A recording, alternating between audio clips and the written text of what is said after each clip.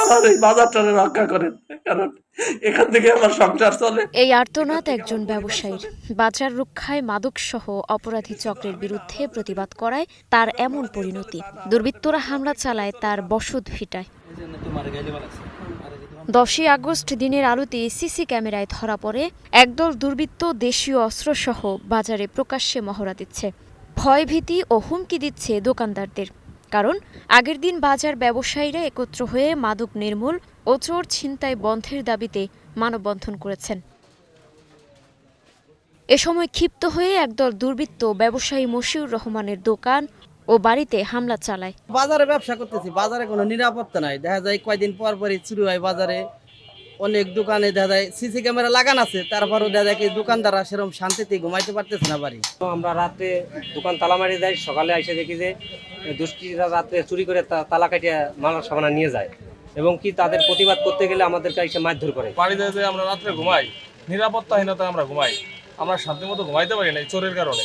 সে আইসে এই ভাঙচুর করাতে শহীদুল ভাই বাতা দিতে চায়, তো তাদের বাতা দেওয়াতে তার হলো 2টা কোপ দেয়।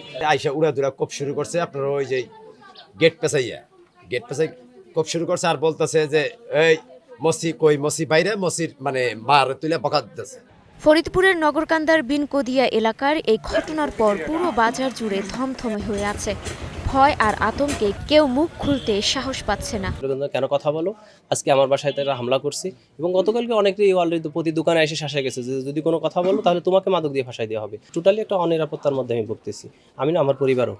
মাদকের অবাধ বিচরণ, প্রকাশ্যে মাদকের আড্ডা, চুরি ছিনতাইয়ের মতো গুরুতর অভিযোগের খবর রয়েছে পুলিশের কাছেও। তবে ভারপ্রাপ্ত কর্মকর্তা বলেন ব্যবসায়ীদের বিরোধ রয়েছে।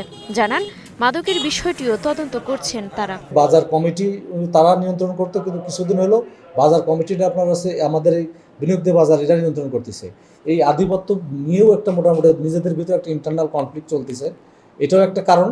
আর মাদক তো এটা কম বেশি সব জায়গায় আছে, বই বাজারেও আছে, আমরা স্বীকার করি।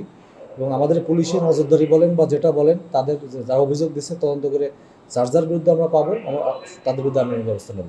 প্রশাসনের পক্ষ থেকে মাদক নির্মূল সহ বাজারের নিরাপত্তায় দ্রুত ব্যবস্থা নেওয়ার দাবি স্থানীয়দের।